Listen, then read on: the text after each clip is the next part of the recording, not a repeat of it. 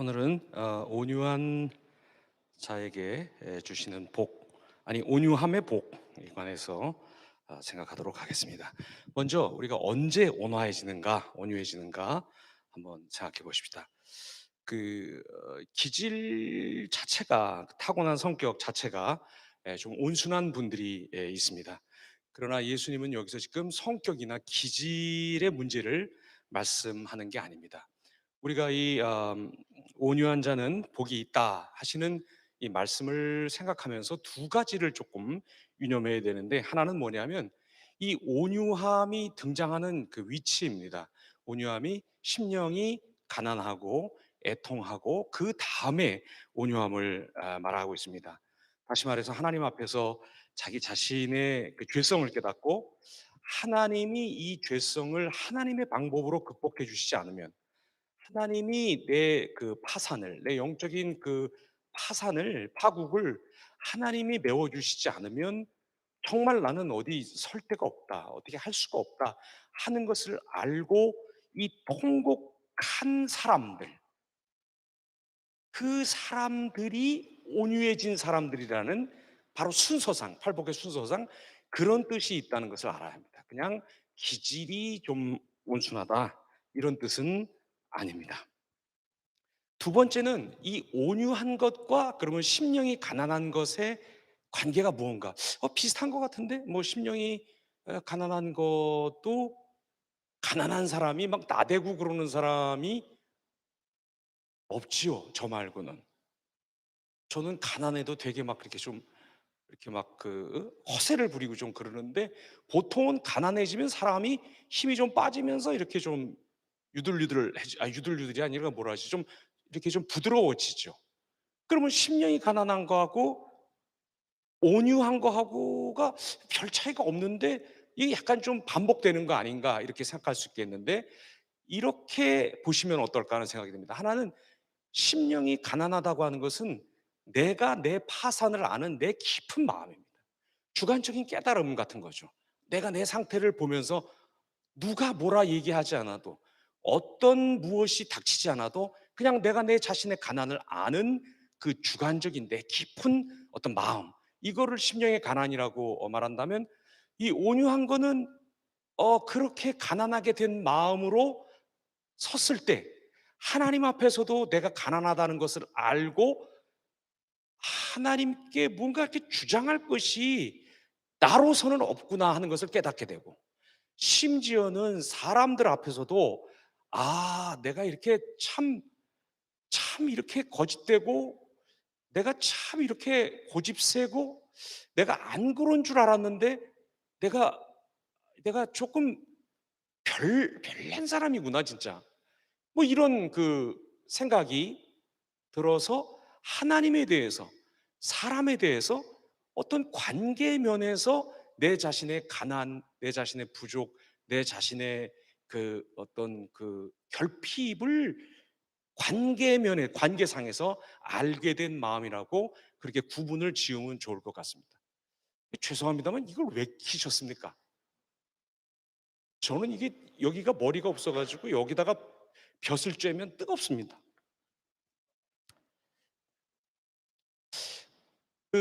제가 이 온유함을 이게 기질이나 성격 혹은 성품의 문제가 아니라는 것을 말씀을 드리면서, 어떻게 말씀을 드려야 조금 이렇게 현실적으로 이 온유함이라는 것이 와 닿을, 조금 더 와 닿을 수 있을까 고민하다가, 여러분 혹시 우리 옛날에 어렸을 때 말이에요. 막 뭐 억울해 가지고 한번 울어 보셨습니까?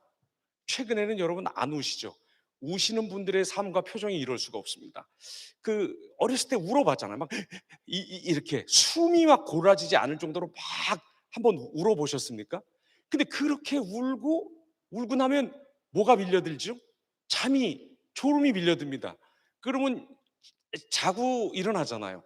자고 일어나면 왜 맞았는지, 무슨 일이었는지, 뭐 어떻게 됐는지, 그런 것들이 나도 모르게 사가리 그냥 이렇게 눈 녹듯이, 그야말로 뭐 이 봄바람에 겨울이 밀려나가듯이 그런 것들이 싹 사라지고, 굉장히 진정된 마음, 오히려 아주 깨끗하게 무엇가시 보이는 그런 상태가 되는데, 혹시 이 온유한 마음을 하나님 앞에서 내가 얼마나 정말 파산한 인간인가, 가망성이 없구나, 이걸 알고 그것 때문에 참 많이 울고 난 다음에 찾아오는 굉장히 역설적이고 굉장히 세상에서는 만들어낼 수 없는 어떤 평온함의 상태, 그런 상태에서 하나님과 심지어는 사람과 어떤 사건이 나에 대해서 말하는 바를 내가 고집부리지 않고 받아들이겠습니다. 환경이 이런 것을 받아들이겠습니다. 사람이 나를 지금 이렇게 말하는 것을 내가 받아들이겠습니다. 하나님이 판단하신 것이 옳다고 생각하고 제가 그것을 더 우선해서 받아들이겠습니다. 한 마음. 그렇게 될 수, 그렇게 된, 그렇게 되도록 정말 심히 통곡한, 진짜 막 숨이 안 쉬어질 정도로 울고 난 후에 그런 마음이 바로 온유한 것 아닌가, 이렇게 생각이 듭니다. 성경에는 말입니다, 이렇게 온유해진 사람들이 보여주는 온유함의 모습들이 우리에게 많이 제시가 되어 있습니다. 다시 한번 말씀드리지만 온유함은 기질이 아니죠. 어떤 성품이 아닙니다. 무슨 우리가 이렇게 마인드 컨트롤이나 자기 조종을 통해서 이렇게 획득해 보려고 하는 그런 성질, 그런 것이 전혀 아닙니다. 하나님과 사람들 앞에서 내 꼴을 알게 됐기 때문에 그게 참 슬프고 그게 참 너무 어이가 없고 또 더 나아가서 어쩔 수가 없다는 것을 알기에 많이 애통한 사람이 이제 하나님과 사람의 평가를 어떤 것이든 간에 받아들이겠다 하고 결심할 때 생기는 태도가 온유함입니다. 상황이 아무리 열악해도 그 열악한 상황이 뭐 내 꼴보다야 낫겠지. 아니, 내가 파산했는데, 내가 완전히 영적으로 뱅크럽한 사람인데, 내 소위 영적인 통장에 잔고가 하나도 없는데, 아니 그거보다 더 나쁜 상황이 일어날 수가 있으리 하고 상황을 그대로 받아들여보는 각오. 그래서 그 상황 속에서 아무리 상황이 열악해도 이걸 내가 어떻게 바꾸나, 그리고 내가 뭐 이런 상황에 처하면 안 될 이유라도 있는 사람인가, 나 진짜 추잡하고 가난한 사람인데, 냄새나는 사람인데, 내가 이 길을 이 상황이 이렇다 할지라도 여기를 그저 뚜벅뚜벅 한 걸음 한 걸음 걸어갈 수 있을 때까지 걸어가리라 하고 결심하게 된 사람과 그 태도. 내가 이렇게 너덜너덜 가난한데 뭐가 더 나빠질 수가 있겠는가, 내가 나를 보는 것, 내가 나를 알게 된 것, 하나님과 사람 앞에서 이것보다 더 가난한 거, 이것보다 더 최악인 건 없겠다 하고 모든 것들을 순순히 거역하지 않고, 가톨릭 사람들은 이걸 갖다 순명이라고 그렇게 얘기하는데 약간 사람 이름인 것 같아서 순명, 순자, 뭐 순숙, 좀 그런데 아무튼 이렇게 순명하기로 하나님께서 우리에게 주어 주신, 이렇게 결정해서 주신 그 길을 그냥 뭐 팔자다 이런 뜻이 아니라 나의 그 자금과 나의 그 부족함을 바라봤을 때 이거 못 걸어갈 게 뭐가 있겠는가 하는 마음으로 걸어간 그런 사람들의 모습이 성경에는 많이 나오는데, 그런 사람들을 한번 살펴보겠습니다. 이런 사람들은 정말 이 현실에서 내 예상과 내 예측과 기대가 아무리 빗나간다 할지라도 마치 이런 일은 내 생애에서 나의 오늘에 일어나서는 안 되는 일이다, 왜냐하면 내가 그런 사람이 아니기 때문에 하는 태도가 아니라 그것을 그대로 나의 부족함을 생각하면서 받아들이는, 정말 뭐 하늘이 무너진 것처럼 호들갑 떨지 않고 그것을 지고 하나님 앞에서 나가는 사람, 이럴 수 있어, 그래, 이게 또 주님의 뜻이라면 이것도 삼키리 하면서 나가게 된 사람들, 이런 사람들, 가난해진 사람들, 많이 울고 그 운 가슴이 이제 진정되어서 어떤 상황도 어떤 모습도 받아들이게 된 사람들, 그런 사람들이 있습니다. 먼저 아브라함을 한번 보겠습니다. 우리 읽은 것처럼 창세기 13장 9절 말씀입니다. 내 앞에 온 땅이 있지 아니하냐? 나를 떠나가라. 네가 좌하면 나는 우하고 네가 우하면 나는 좌하리라. 이게 이제 조카 롯하고 헤어지는 아브라함의 모습이죠. 이 당시에 그 유목민들은 이게 풀이 나는 곳을 선점해야만 살아갈 수가 있습니다. 이 가축들을 먹여야 되기 때문에 풀과 물이 있어야 합니다. 이 양들, 이런 것들은, 양들, 염소들은 이렇게 빨리 흘러가는 물을 먹을 수가 없기 때문에 고여 있으면서 깨끗한 물을 찾아야 합니다. 그러니까 누구보다도 먼저 일어나서 누구보다도 많이 여행해야 합니다. 누구보다도 많은 목초지의 그 소재를 알고 있어야 되고, 거기에 양들이 먹으면 안 되는 독초나 독사들이 있지 않은가를 누구보다도 기술적으로 파악하고 있어야 됩니다. 항상 먼저 움직여야 됩니다. 빨리빨리 움직여야 됩니다. 근데 지금 아브라함이 조카에게 뭐라고 말하고 있습니까?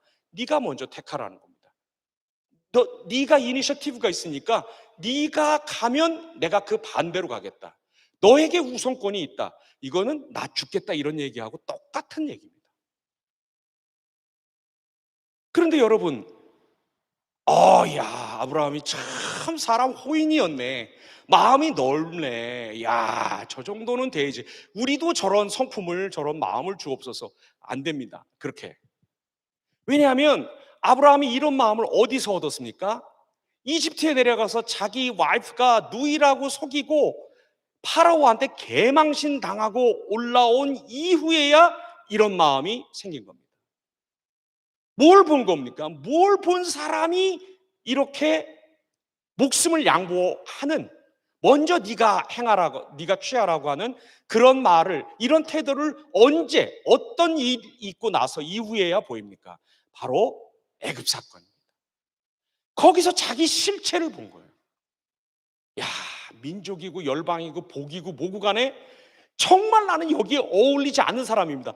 하나님의 은혜 없으면 이런 것이 도무지 나에게는 가당치가 않은 사람이 접니다.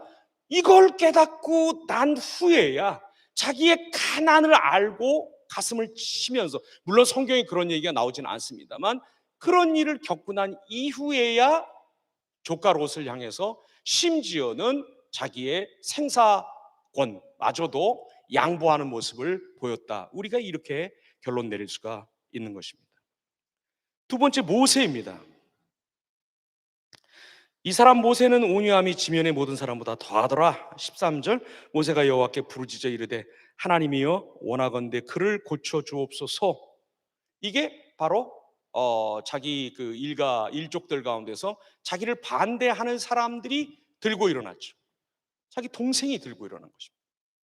자기의 형제, 고륙지친들이 이렇게 자기를 반대하는 것입니다. 어떻게 해야 됩니까?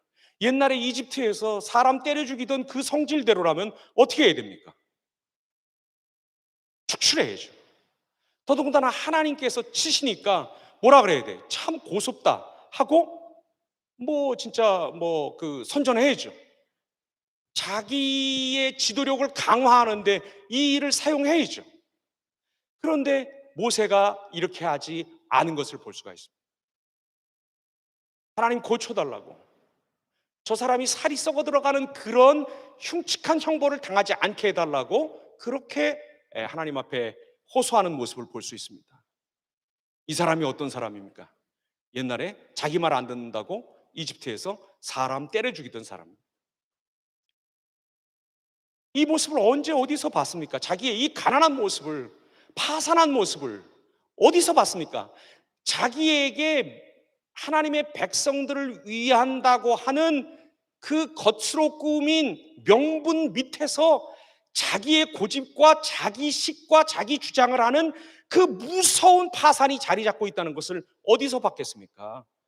미디안에서 40년 동안 목동 노릇하면서, 그리고 하나님의 백성들을 이끌면서 자기가 어떤 사람에 불과하다는 것을 깊이 깨달은 연후에야 모세에게서 이런 태도가 나온다는 것을 알 수 있습니다.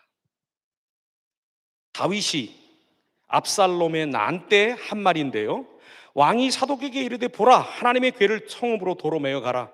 만일 내가 여호와 앞에서 은혜를 입으면 도로 나를 인도하사 내게 그 궤와 그 계신 데를 보이시리라.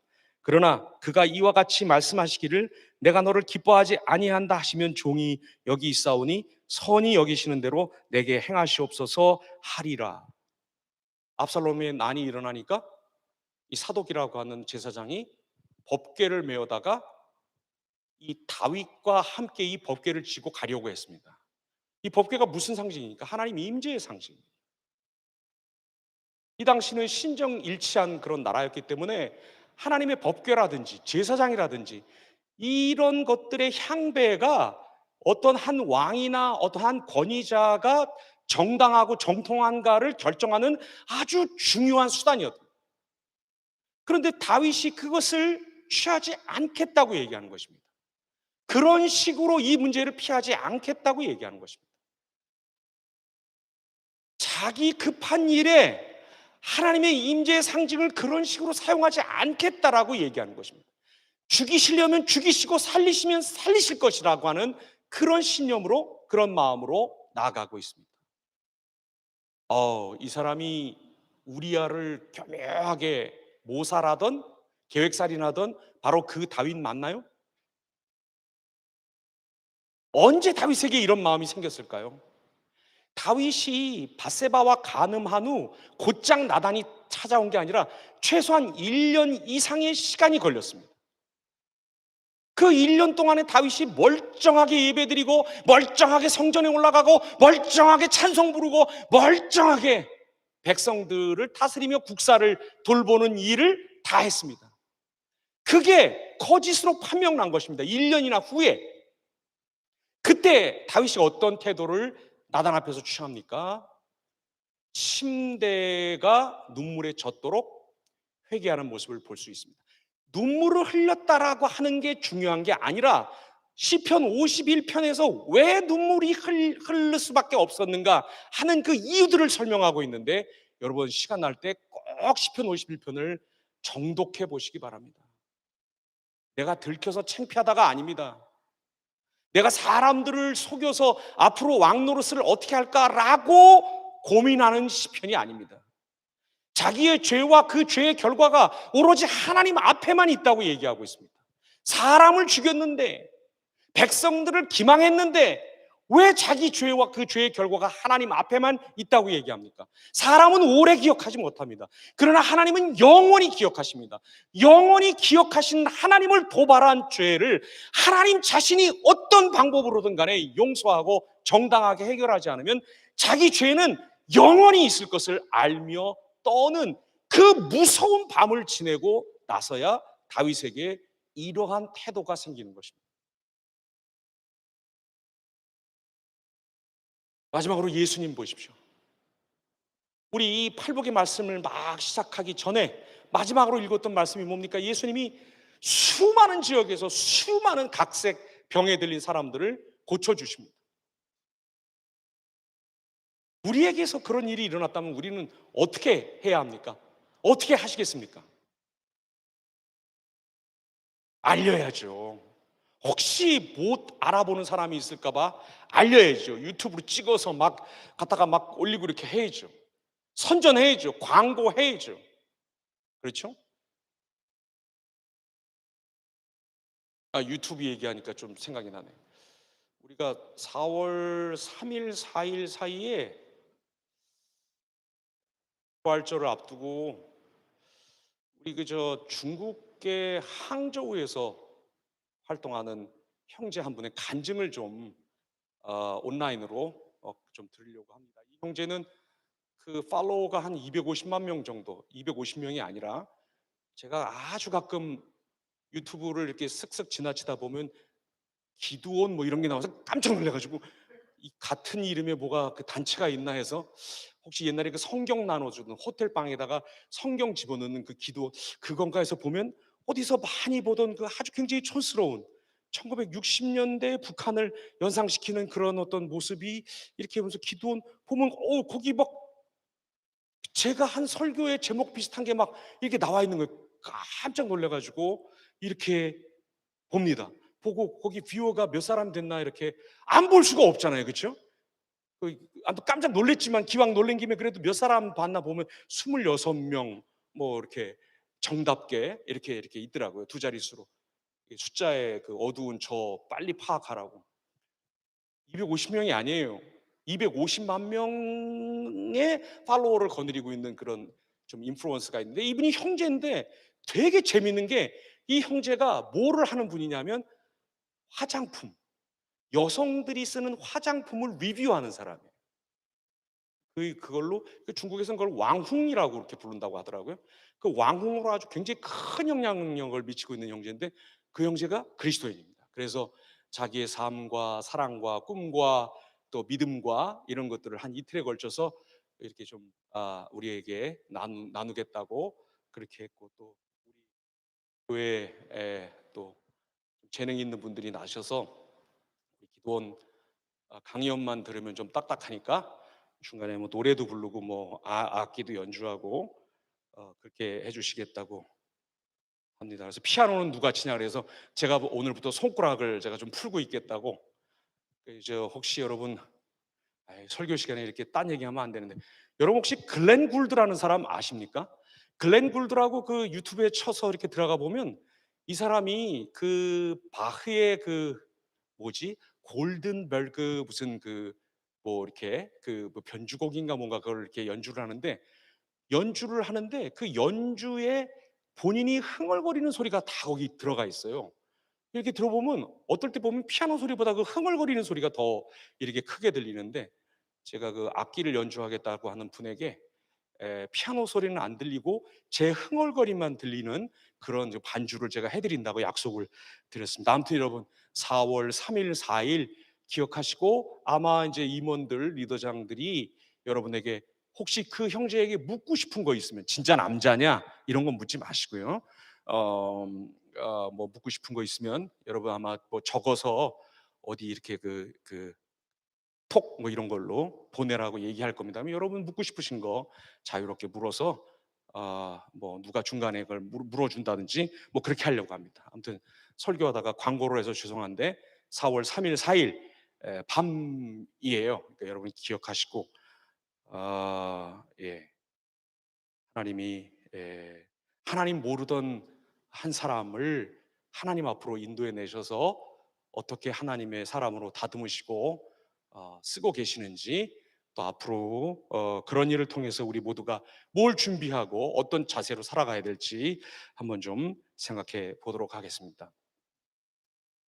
아무튼 예수님이 이렇게 놀라운 일을 행하셨으면 예수님이 그 이후에 굉장히 그 위풍당당한 태도로 백성들을 이끌고 그 백성들의 찬송을 받으며 곧장 예루살렘에서 떵떵거리고 제사를 빙자해서 살고 있는 제사장 무리들을 다 내쫓으시고 그 다음에 로마에 아부하는 헤롯 일가와 그 잡족들을 다 쓸어버리시고 거기 자신의 왕국을 세우셔야 하지 않습니까? 충분히 그런 능력이 있지 않으십니까? 귀신을 내어 쫓으셨는데 자연을 벌벌 떨게 하셨는데 못하실 일이 무엇입니까? 그러나 주님이 한 번도 사람들에게 어떤 강렬한 인상을 주어서 그 인상 때문에 자기를 따라오는 사람이 있도록 하신 적이 한 번도 없습니다. 그게 예수님 방법입니다. 여러분 여기서 우리가 예수님이 정말 우리에게 나는 마음이 온유하고 겸손하다고 하신 말씀의 그 실체가 무엇인지를 살펴볼 수가 있습니다.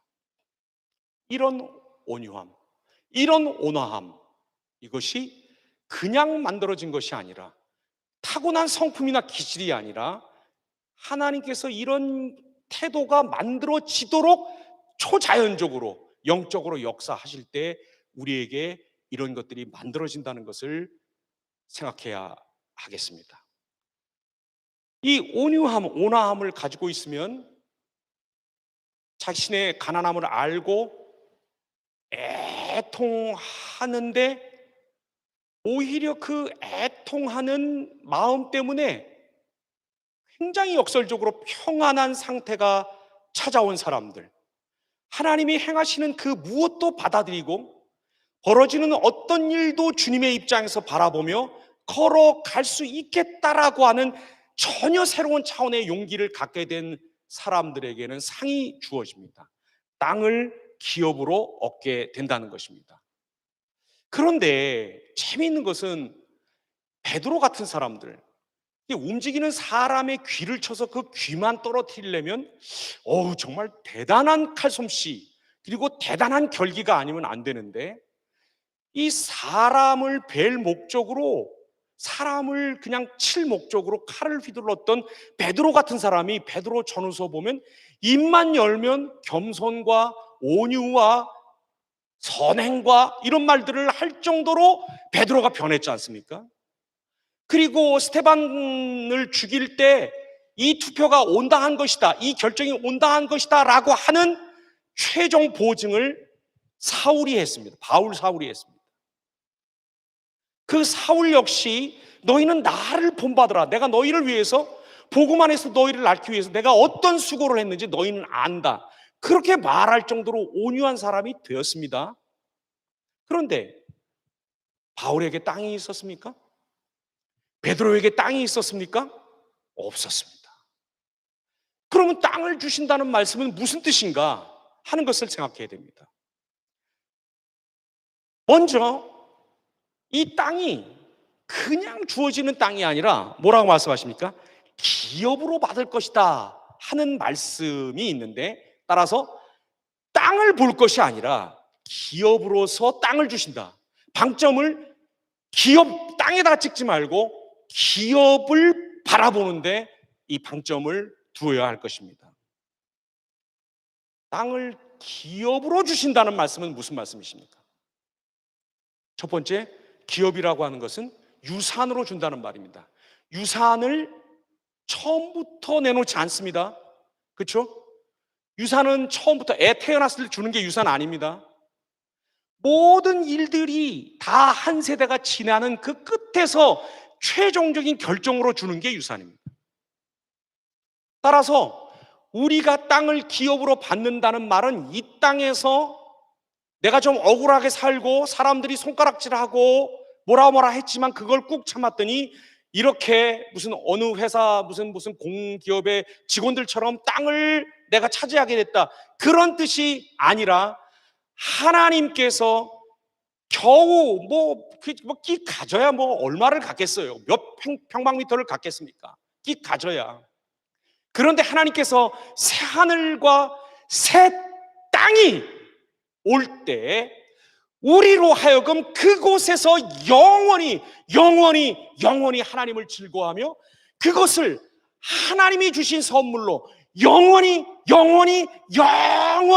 개발하면서 영광 돌리며 살 수 있는 자격을, 그런 인정을 해주신다는 뜻으로 첫 번째는 받아들여야 하고, 또한 두 번째로, 여러분, 이 땅을 기업으로 주신다는 것은 어떤 뜻이냐면 이제 무얼 더 욕망해 할 필요가 없을 정도로 이미 부요해진 그리스도 안에서 모든 것을 다 가진 사람처럼 된 사람, 실컷 울고 났더니 내 가난과 파산 때문에 너무너무 힘들게 울고 났더니 하늘이 맑아지고 눈이 맑아지고 마음이 깨끗해지고 속이 오히려 든든해져서 이제는 무얼 더 가지려고 발버둥을 치고 애를 쓰지 않아도 항상 여기가 가득 찬 사람으로,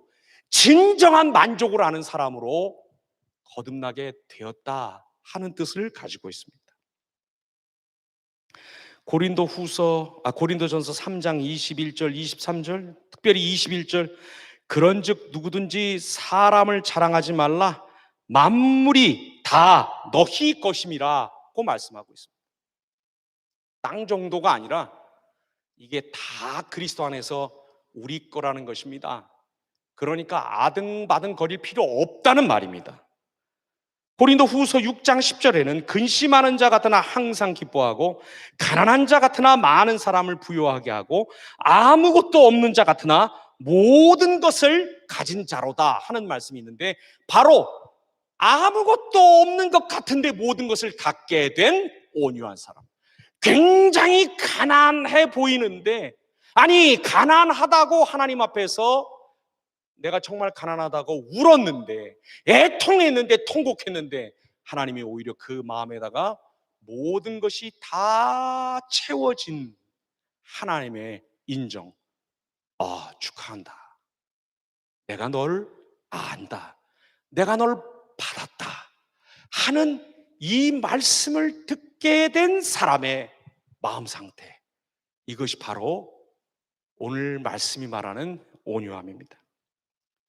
세상에서는 온유한 자는 다 죽어요.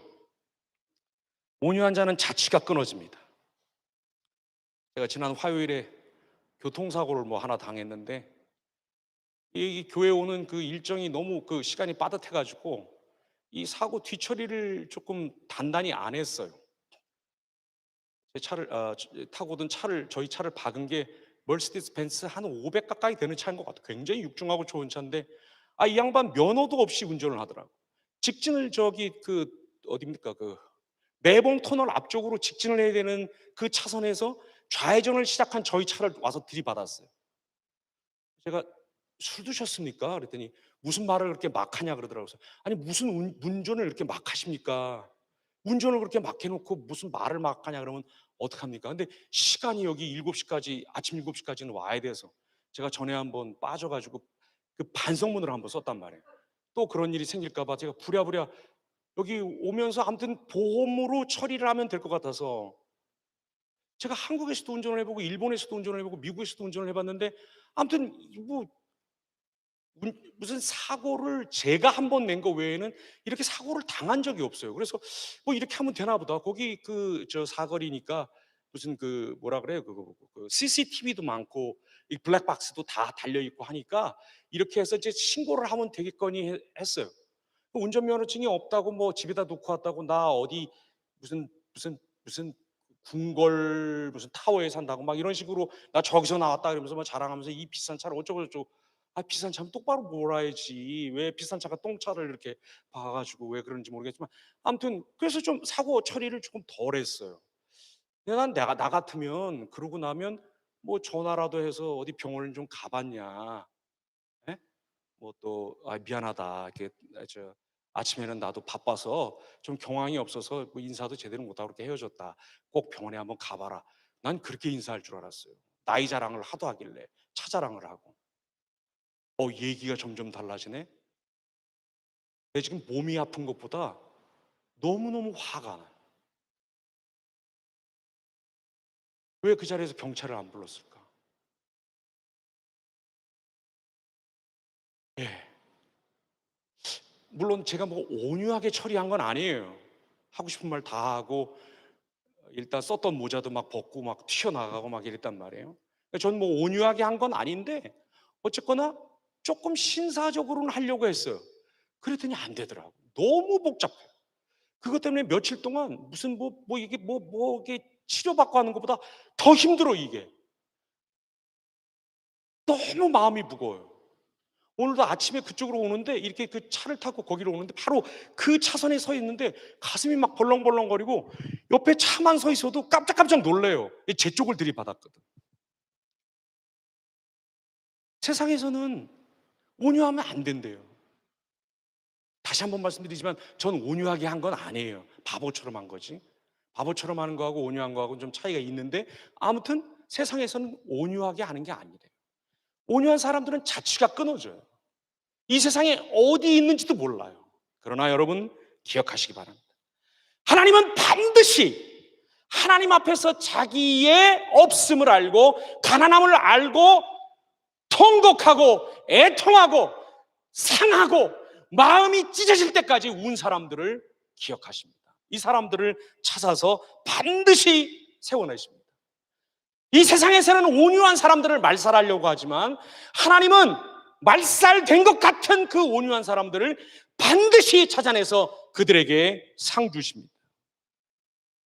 그러니 여러분, 이 희망을 가지고 2021년도 그냥 이 마스크를 쓰고 이러고 살아가야 되지만 막 그 수입이 줄어가지고 막 정말 어쩔 줄 몰라 하는 그런 일들이 우리에게 다 벌어지고 있지만 여러분, 이 희망을 가지고 걸어가는 우리가 되기를 바랍니다.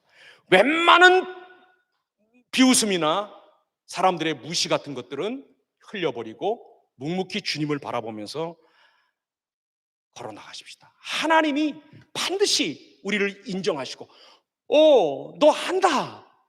너 왜 울었는지 안다. 네가 무슨 마음으로 그걸 참았는지, 무슨 마음으로 그때 그 일을 묵묵히 견디면서 지나왔는지 나는 너를 안다. 이렇게 말씀하시는 그 날을 기억하면서 가십시다.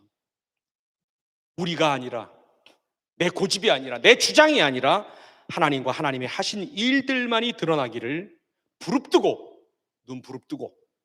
눈만 부릅뜨고 괜히 가서 뭐 치고 그러지 말고 지켜보면서 나가는 우리가 되기를 바랍니다. 우리는 반드시 만족함의 땅에서 장수하는, 영원히 하나님을 기리며 사는 온유한 사람들, 승자들이 될 것입니다. 주님이 이 소망으로 우리 기도원을 굳게 지켜주시고 한 분 한 분 세우시고 자기 방법으로 싸우기를 포기하고 세상에서 벌어지는, 우리 인생에서 벌어지는 어떤 일도 하나님이 내 선을 위해서 의롭게 행하시는 일임을 받아들이며 하나님을 기억하고 기대하면서 나아가는 여러분의 오른편에 서실 것입니다.